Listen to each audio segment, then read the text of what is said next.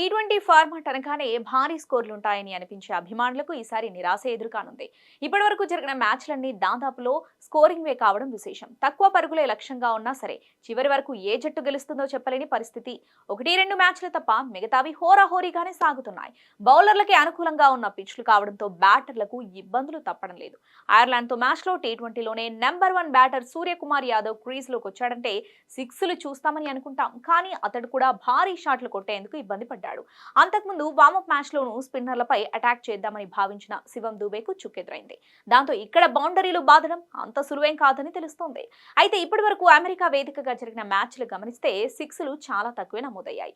ఇక ఫోర్లను కూడా బ్యాటర్లు పెద్దగా రాబట్టలేకపోయారు. దానికి కారణం అవుట్ఫీల్డ్ ఇసుకతో నింపి ఉండటం కూడా బంతి గమనాన్ని అడ్డుకుంటుందని క్రికెట్ విశ్లేషకుల అభిప్రాయం. అన్ని ఓపెన్ టాప్ స్టేడియాలే, దీంతో గాలి ప్రభావం కూడా ఎక్కువే.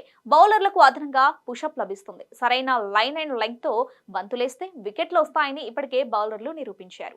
అదే సమయంలో ఏమాత్రం అనవసర తప్పిదాలకు పాల్పడినా బ్యాటర్లు వికెట్లను సమర్పించుకోక తప్పని పరిస్థితి.